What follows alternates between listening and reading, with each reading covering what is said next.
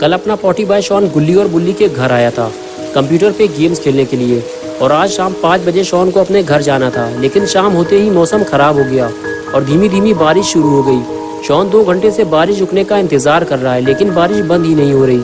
Shawn ने अब फैसला कर लिया है, वो अब अपने घर जा रहा है। पता नहीं ये बारिश कब रुकेगी, और बारिश अभी इतनी तेज नहीं है कि शॉन घर ना जा सके। शॉन ने गुल्ली और बुल्ली से बताया कि वो शॉर्टकट यूज करेगा और जंगल के रास्ते घर जाएगा, जिससे वो 20 मिनट में घर पहुंच जाएगा। अगर वो रोड से जाएगा तो उसे 1 घंटा लग जाएगा।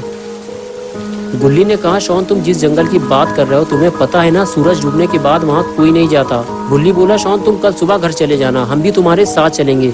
इतनी रात में जाना ठीक नहीं है। गुल्ली ने शॉन से बताया कि उस जंगल में ईविल नन का एक चर्च है। कहते हैं रात में वो नन उस चर्च में आती है। उसके हाथ में एक बड़ा सा हथौड़ा होता है, जिसे भी वो चर्च के आसपास देखती है उसे हथौड़े से मारती है। शॉन को लगा गुल्ली उसे डरा रहा है। शॉन ने गुल्ली से कहा, देखो गुल्ली मुझे डराओ मत, मुझे पता है ईविल नन मर चुकी है और अब वो मेरा कुछ नहीं बिगाड़ सकती। ये कहकर शॉन स्कूटर पे बैठ गया। गुल्ली ने कहा, ठीक है तुम्हें जाना हो तो जाओ, लेकिन रोड से जाना, जंगल से नहीं, और जाते जाते मेरा एक काम भी कर देना। शॉन ने कहा, ठीक है मैं रोड से ही जाऊंगा, अब तुम काम बताओ अपना क्या करना है। गुल्ली ने कहा, तुम 2 मिनट यहीं रुको, मैं अभी आया। ये कहकर गुल्ली घर के अंदर चला गया और बुल्ली आकर स्कूटर में बैठ गया और कहने लगा, मैं और गुल्ली कल तुम्हारे घर आएंगे शॉन। और तभी गुल्ली घर से बाहर आ गया और शॉन के पास जाकर बोला, 2 दिन से कूड़ा लेने वाली नहीं आई है शॉन, तुम इसे ले जाकर कूड़ेदान में डाल देना। बड़े चौराहे के पास जहाँ बाबा चूरन बेचते हैं उसी के पास उल्टे हाथ की तरफ कूड़ेदान है, वहीं इसे डाल देना।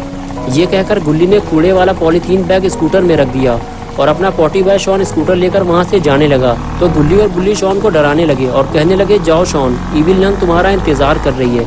और शॉन हंसते हुए वहां से चला गया। शॉन थोड़ी ही दूर पहुंचा था कि बारिश तेज होने लगी और अब शॉन के समझ में नहीं आ रहा कि वो क्या करे।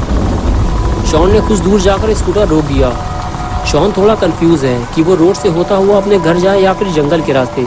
गुल्ली और बुल्ली ने मना किया था जंगल से मत जाना, लेकिन रोड से जाने में आधे घंटे से ज़्यादा टाइम लगेगा और बारिश की वजह से अंधेरा बढ़ता ही जा रहा है। कुछ देर सोचने के बाद शॉन ने फैसला किया कि वो जंगल के रास्ते घर जाएगा और ये कूड़ा भी वहीं फेंक देगा। सड़क पे गंदगी फैलाना ठीक नहीं है। और फिर शॉन स्कूटर लेकर जंगल की तरफ आगे बढ़ गया। शॉन इससे पहले कभी भी इस जंगल के रास्ते अपने घर नहीं गया। आज पहली बार वो इस जंगल से होता हुआ अपने घर जाएगा, लेकिन शॉन की बेवकूफ़ी कहीं उसे भारी न पड़ जाए। जंगल के अंदर आने के बाद शॉन ने स्कूटर रोका और नीचे उतरकर आसपास देखने लगा। तभी शॉन को कुछ दूर सामने एक पेड़ गिरा हुआ दिखाई दिया। शॉन को लगा बस यही सही जगह है, मुझे यही कूड़ा डालना चाहिए।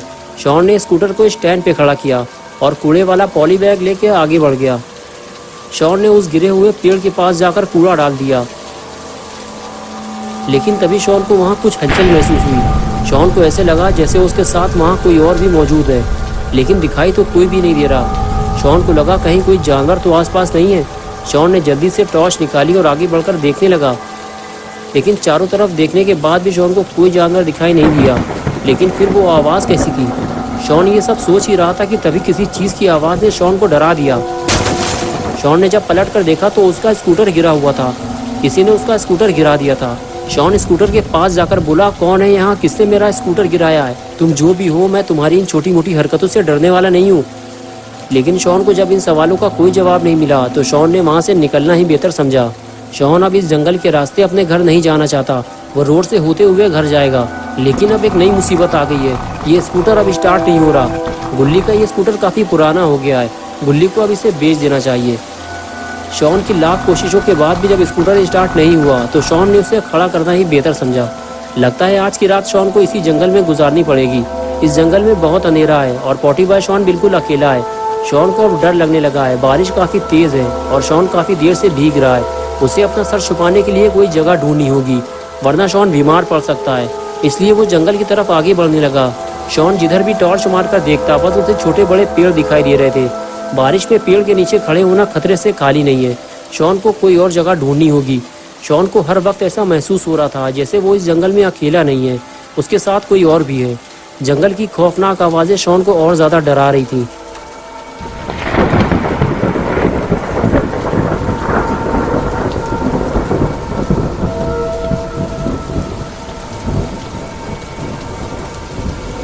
कुछ दूर चलने के बाद आखिर शॉन को वो पुराना चर्च मिल गया जिसके बारे में गुल्ली ने शॉन को बताया था। शॉन अंदर जाकर उस चर्च को देखने लगा। उस चर्च को देखकर ही ऐसा लग रहा था कि वो कोई नॉर्मल चर्च नहीं है। उसके चारों तरफ कब्रें बनी हुई थी, या यूँ कहे कि कब्रिस्तान के बीच में एक छोटा सा चर्च बना हुआ था। पूरे जंगल में बस यही एक ऐसी जगह थी जहाँ शॉन भीगे बिना पूरी रात गुजार सकता था। शॉन अंदर जाकर चर्च को देखना चाहता था, लेकिन चर्च के दरवाजे इस तरह बंद किए गए थे कि कोई अंदर ना जा सके।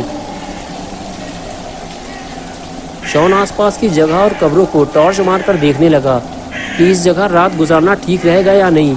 और फिर तभी शॉन को गुल्ली और बुल्ली की सारी बातें याद आने लगी।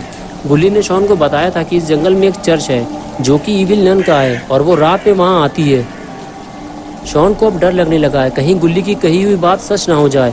शॉन अब कोई नई मुसीबत में नहीं फंसना चाहता, इसलिए वो यहाँ से जा रहा है। ये जगह कुछ ठीक नहीं लग रही। शॉन को रात गुजारने के लिए कोई और जगह ढूंढनी होगी।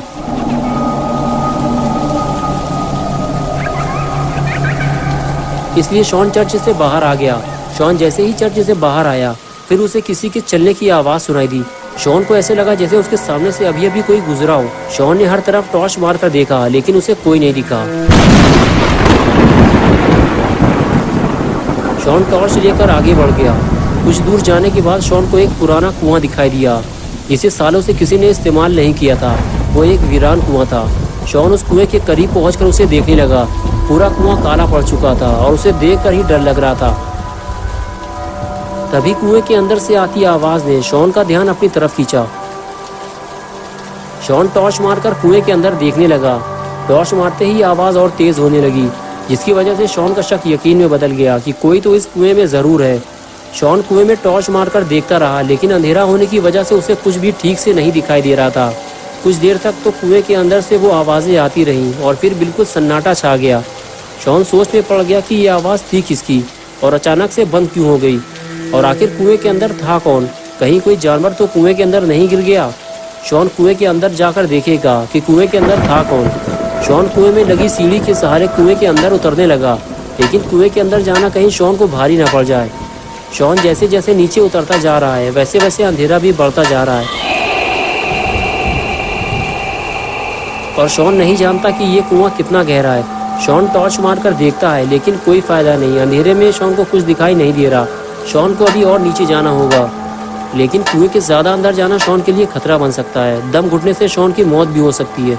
लेकिन ये क्या, सीढ़ी के कुछ स्टेप्स टूटे हुए हैं। अब शॉन और नीचे नहीं जा पाएगा। अगर शॉन ने ज़बरदस्ती नीचे उतरने की कोशिश की तो हो सकता है शॉन सीढ़ी से नीचे गिरकर कुएं में डूब जाए। कुछ देर रुकने के बाद शॉन ने कुएं से बाहर निकलना ही बेहतर समझा और वो सीढ़ी के सहारे बाहर निकलने लगा। शॉन कुएं के अंदर अकेला आया था, लेकिन कुएं से बाहर वो अकेला नहीं जाएगा। कोई और भी है जो शॉन के साथ साथ कुएं से बाहर निकलने वाला है।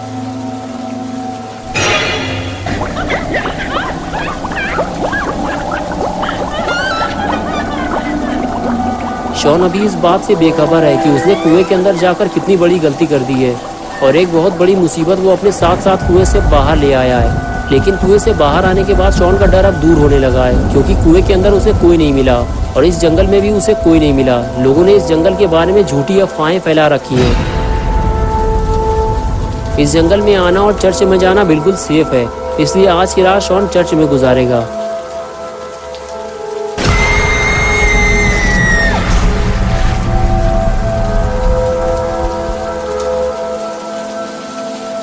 गुल्ली और बुल्ली ने जितनी भी बातें इस जंगल के बारे में शॉन को बताई थी, वो सब झूठ निकली, वरना इतनी तेज बारिश और गरजते हुए बादलों के बीच रात गुजार पाना शॉन के लिए बहुत मुश्किल हो जाता। शॉन काफ़ी थक चुका है, उसे नींद भी आ रही, लेकिन उसे समझ में नहीं आ रहा कि वो आराम कहाँ करे। चर्च के चारों तरफ तो कब्रिस्तान बना हुआ है और शॉन कब्रों के बीच आराम नहीं करना चाहता। कहीं किसी मुर्दे ने कब्र से बाहर निकलकर शॉन को पकड़ लिया तो क्या होगा। शॉन ने सोचा इससे तो बेहतर है कि वो चर्च की सीढ़ियों पर बैठकर आराम कर ले। फिर वो चर्च की तरफ आगे बढ़ गया और सीढ़ियों पर बैठकर आराम करने लगा। तभी शॉन को नींद आ गई और वो सो गया।